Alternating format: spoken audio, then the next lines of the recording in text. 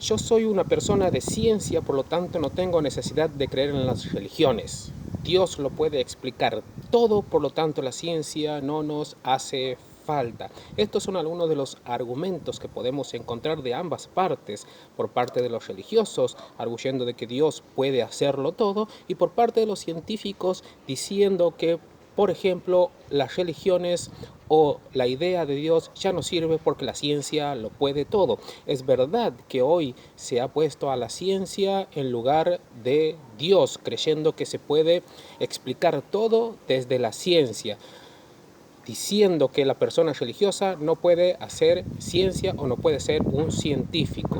Y esto es falso, y no es porque lo diga yo, y no es porque lo digan algunos religiosos, y no es porque lo diga fulano o mengano, sino porque la historia de la religión y la historia de la ciencia nos avala. Pensemos, por ejemplo, en un Galileo Galilei, el científico más prestigiado de toda la historia, fue católico, apostólico, romano, que murió bajo la gracia de la Iglesia Católica. Pensemos también, por ejemplo, en Copérnico, clero también religioso, católico.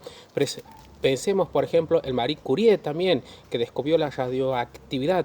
Pensemos en Francis Collins, también padre del genoma humano, que todavía está presente entre nosotros.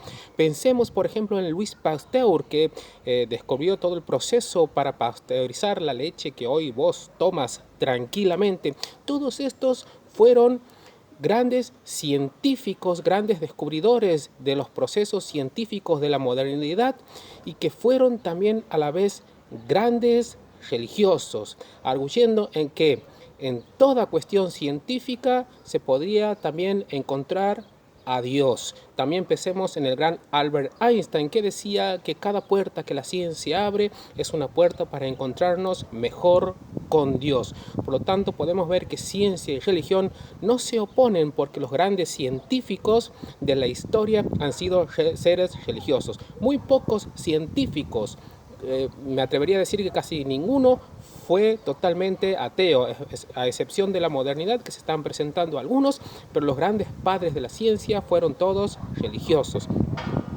Pensemos, por ejemplo, en lo siguiente, que es un debate muy actual que se presenta. Cuando uno dice, expliquemos el origen del mundo, lo primero que se dice, bueno, depende de dónde vamos a explicar el origen del mundo, desde la parte científica o de la parte religiosa. Muy bien, expliquémoslo desde ambas partes. Los que son cientificistas, los que son científicos, van a decir, bueno, el mundo se originó con la teoría del Big Bang. Y los que son religiosos van a decir, la historia del mundo se originó, como dice el libro del Génesis, con la mano creadora de Dios en 6 días, y que descansó el séptimo. Pero resulta que las dos pueden congeniarse, resulta que las dos pueden convivir. Veamos por qué, y aquí es donde quiero llegar al próximo científico. La teoría del Big Bang fue propuesta por un sacerdote belga católico, en el año 1927. La teoría del llamado del átomo primitivo, o como la conocían en su modernidad, en su época, perdón, como el huevo cósmico. Georges Lemaître era un sacerdote belga que propuso por primera vez la teoría del Big Bang.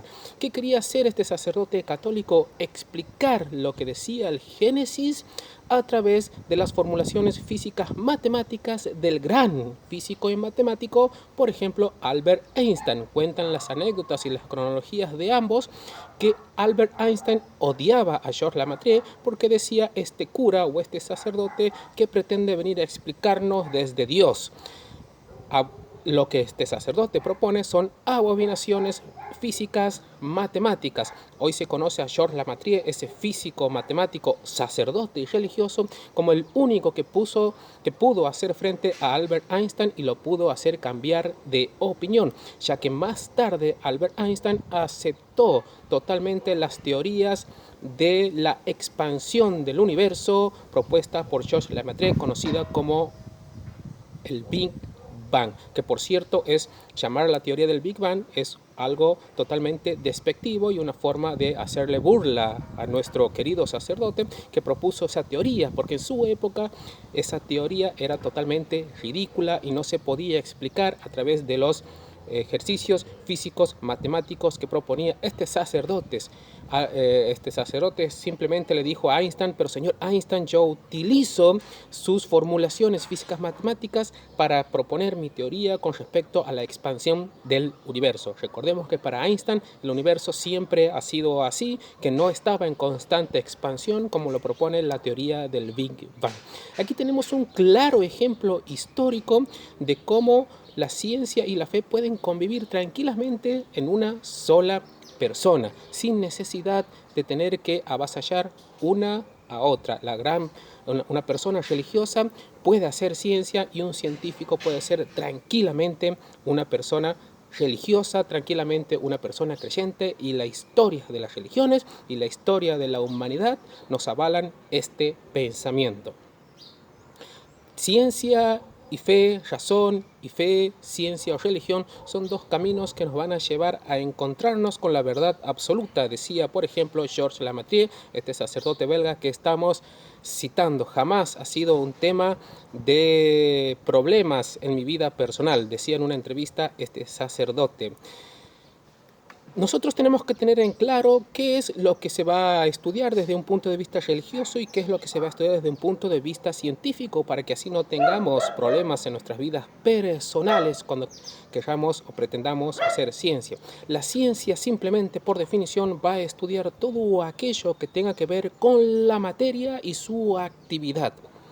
La materia tiene 4 actividades o está poseída de 4 virtudes o formas, ¿sí? La materia tiene una fuerza gravitatoria, una fuerza electromagnética, la nuclear fuerte y la nuclear débil, que son componentes de toda materia. La ciencia lo único que va a explicar es justamente la materia en su actividad y en estas 4 combinaciones. Por cierto, la ciencia dice que si estas 4 combinaciones no existieran en conjunto, sería imposible la vida inteligente. Es más, si una de estas actividades se moviera 1 centímetro de su fuerza, de su capacidad de fuerza, la vida inteligente en el planeta Tierra no sería posible.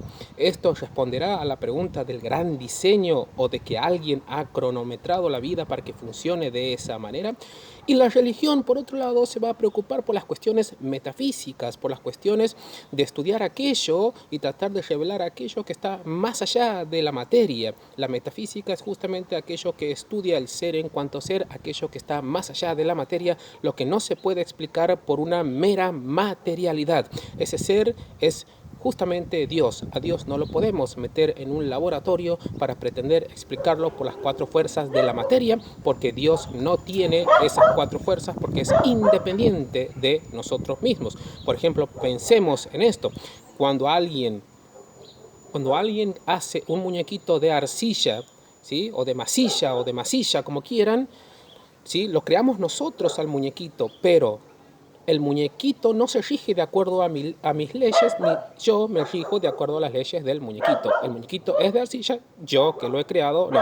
Lo mismo pasa con Dios, por lo tanto la ciencia tendrá que explicar la materialidad de las cosas y nosotros tendremos que explicar desde la religión la existencia de Dios.